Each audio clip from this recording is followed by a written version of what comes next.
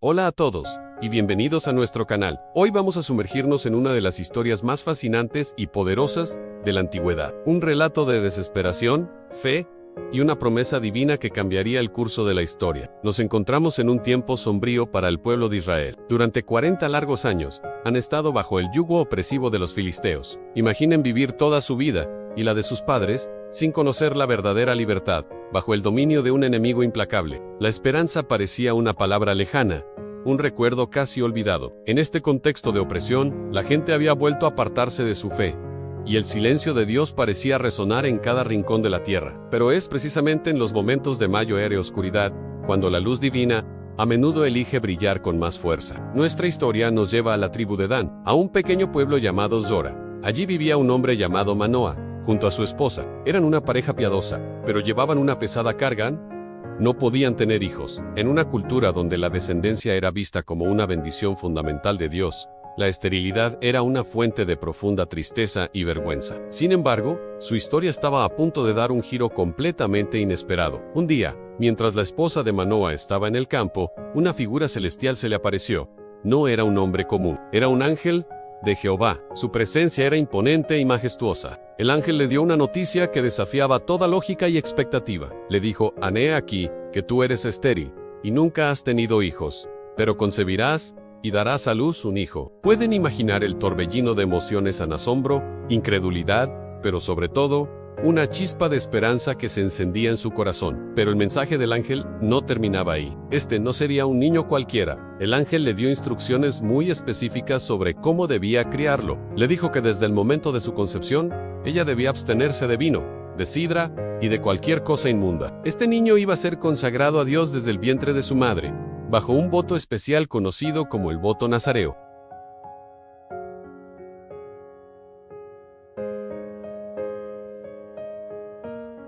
Este voto de por vida era un símbolo visible de su dedicación total y exclusiva al servicio de Dios, y la promesa culminaba con un propósito extraordinario, y él comenzará a librar a Israel de manos de los filisteos. No sería una liberación inmediata y total, sino el comienzo, la primera grieta en la fortaleza de la opresión filistea. Llena de una mezcla de temor y alegría, la mujer corrió a contarle todo a su esposo. Manoa describió al mensajero como un varón de Dios, cuyo aspecto era como el aspecto de un ángel de Dios. Muy temible. Manoa, al escuchar esta noticia increíble, no dudó de la palabra de su esposa, sino que su corazón se llenó de un anhelo por comprender.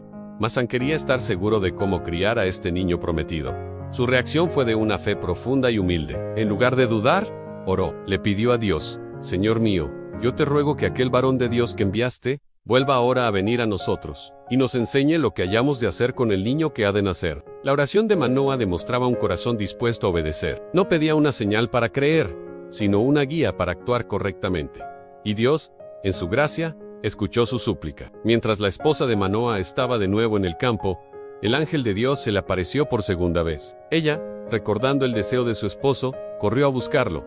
«Manoa, ven rápido, el varón que vino a mí el otro día se me ha aparecido de nuevo». Manoa se levantó y fue con ella. Al llegar le preguntó al ángel: «¿Eres tú aquel varón que habló a la mujer?». Y el ángel respondió con sencillez: «Yo soy». Manoa, con profundo respeto, buscó confirmar las instrucciones. Preguntó: «¿Cómo debe ser la manera de vivir del niño?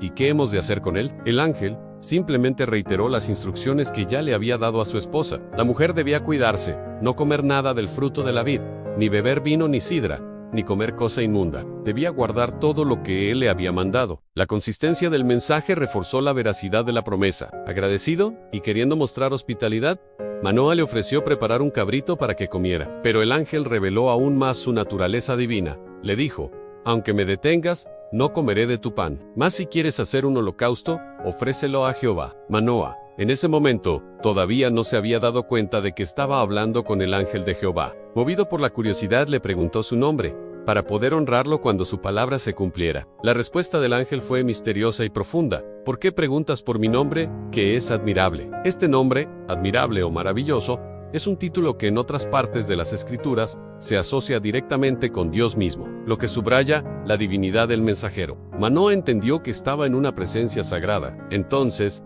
tomó el cabrito y una ofrenda de grano, y los colocó sobre una peña, para ofrecer un sacrificio a Jehová. Y fue en ese momento cuando ocurrió el milagro más asombroso. Mientras la llama del altar subía hacia el cielo, el ángel de Jehová ascendió en la llama, a la vista de Manoa y su esposa. Fue una manifestación espectacular del poder y la gloria de Dios. Ante tal visión, cayeron sobre sus rostros en tierra, llenos de asombro y temor reverente. Ahora no cabía duda alguna. Manoa exclamó a su esposa: «Ciertamente moriremos, porque a Dios hemos visto». En la antigüedad, se creía que ningún ser humano podía ver a Dios y seguir con vida. Por su esposa, con una fe serena y una lógica espiritual admirable, lo tranquilizó. Le dijo: «Si Jehová hubiera querido matarnos, no habría aceptado de nuestras manos el holocausto y la ofrenda, ni nos habría mostrado todas estas cosas, ni nos habría anunciado ahora esto». Su razonamiento era impecable. Dios no les habría dado una promesa tan grande sobre su futuro hijo, solo para destruirlos. Su respuesta fue un faro de fe en medio del temor de su esposo. Y tal como el ángel había prometido, la mujer concibió y dio a luz a un hijo. Le pusieron por nombre Sansón. El niño creció, y la bendición de Jehová estaba sobre él. La promesa se estaba cumpliendo. Las escrituras nos dicen que el espíritu de Jehová comenzó a manifestarse en él en los campamentos de Dan. Desde joven, el poder divino que residía en él empezó a agitarse. No era una fuerza que él controlara a voluntad al principio, sino un impulso divino que lo movía a realizar proezas extraordinarias. Este es solo el comienzo de la historia de Sansón, una vida que estaría marcada por una fuerza sobrehumana, pasiones turbulentas y un destino entrelazado con la liberación de su pueblo. Su nacimiento milagroso, anunciado por un ángel y sellado con un voto sagrado, nos enseña que Dios puede usar a personas inesperadas y situaciones imposibles para cumplir sus planes. La historia de Manoa y su esposa es un testimonio de fe, obediencia y la certeza de que, incluso en los tiempos más oscuros, Dios está obrando para traer la luz. Hoy vamos a sumergirnos en una de las historias más fascinantes y llenas de acción de la Biblia, la historia de Sansón, un hombre dotado de una fuerza sobrehumana, pero cuya vida estuvo marcada por decisiones impulsivas y pasiones turbulentas. Acompáñenme en este viaje, para descubrir cómo un hombre elegido por Dios se convirtió en un héroe trágico. La historia de Sansón comienza incluso antes de su nacimiento. Israel estaba bajo el dominio de los filisteos, un pueblo poderoso y hostil. En medio de esta opresión, un ángel del Señor se le apareció a una mujer estéril, la esposa de Manoa, de la tribu de Dan. El ángel le dio una noticia increíble: tendría un hijo, pero este no sería un niño cualquiera, sería un nazareo desde el vientre de su madre, consagrado a Dios. En esto significaba que no podía beber vino ni ninguna bebida fermentada, no podía comer nada impuro y, lo más importante, ninguna navaja debía tocar su cabeza. Su largo cabello sería el símbolo de su pacto con Dios y la fuente de su increíble fuerza. Este niño, le dijo el ángel, comenzaría a liberar a Israel de los filisteos. Así nació Sansón. Creció, y el Señor lo bendijo. El Espíritu del Señor comenzó a moverse en él, preparándolo para su destino. Pero la primera manifestación de su carácter nos muestra a un hombre que seguía sus propios deseos, a menudo en contra de la voluntad de sus padres y las costumbres de su pueblo. Un día, mientras caminaba por la ciudad de Timnat, vio a una joven filistea y se enamoró de ella. Al regresar a casa, les dijo a sus padres: «He visto en Timnat a una mujer de las hijas de los filisteos.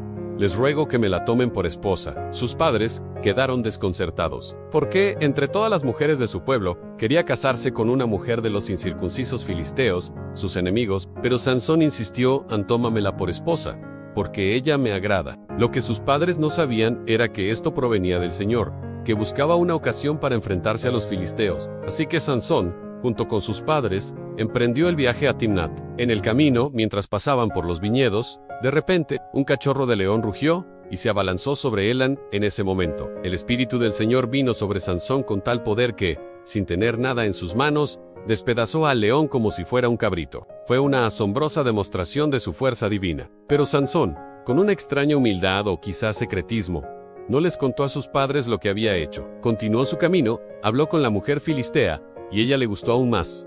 Acordaron el matrimonio, y tiempo después, Sansón regresó para casarse con ella. Al pasar por el lugar donde había matado al león, se desvió para ver el cadáver del animal. Para su sorpresa, dentro del esqueleto del león, había un enjambre de abejas y un panal de miel. Tomó un poco de miel en sus manos y comió mientras caminaba. Cuando se reunió con sus padres, les dio miel, pero de nuevo, no les dijo de dónde la había sacado. Este secreto sería la clave de los dramáticos eventos que estaban por venir. El banquete de bodas, que según la costumbre duraba 7 días, Comenzó. Los filisteos, quizás un poco intimidados por este israelita de fuerza notoria, le asignaron 30 compañeros para que estuvieran con él. Fue entonces cuando Sansón, sintiéndose ingenioso y quizás un poco arrogante, decidió proponerles un acertijo. Les dijo: les propondré un acertijo. Si me lo explican dentro de los 7 días de la fiesta y lo descubren, les daré 30 vestidos de lino y 30 vestidos de fiesta. Pero si no pueden explicármelo, ustedes me darán los 30 vestidos de lino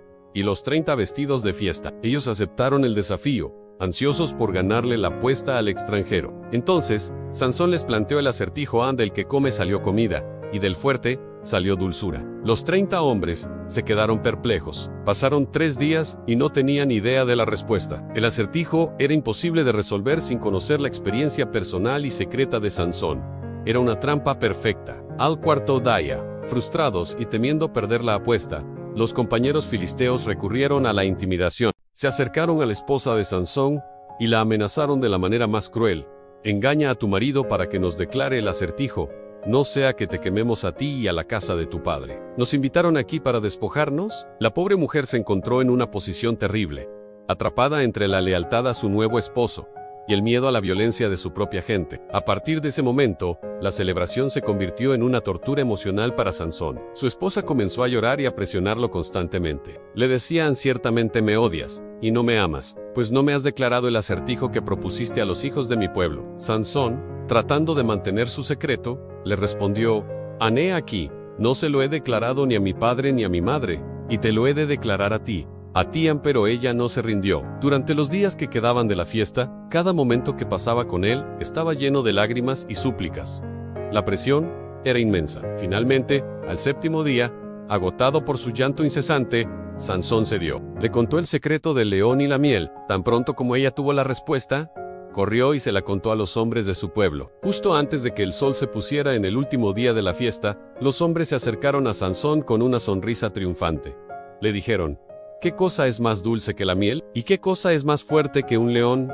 Sansón supo inmediatamente que había sido traicionado. La amargura y la ira lo consumieron. Mirándolos, les respondió con una frase llena de sarcasmo y dolor: si no hubieran arado con mi novilla, jamás habrían descubierto mi acertijo. Se refería a su esposa, a quien sentía que habían usado como una herramienta para engañarlo. En ese instante, la furia de Sansón se desató, y una vez más, el espíritu del Señor vino sobre él. Paró esta vez. Su poder se manifestó en un acto de violencia y venganza. Descendió a la ciudad de Ascalón, una de las principales ciudades filisteas, y mató a 30 de sus hombres. Les quitó sus ropas y se las dio a los que habían explicado el acertijo, cumpliendo su parte de la apuesta de la manera más sangrienta posible. Ardiendo en cólera, Sansón no regresó con su esposa, la abandonó y volvió a la casa de su padre. La celebración que había comenzado con amor y esperanza terminó en traición, muerte y un odio aún más profundo entre Sansón y los filisteos. El padre de la novia, pensando que Sansón la había abandonado por completo, la entregó en matrimonio a uno de los 30 compañeros que había sido amigo de Sansón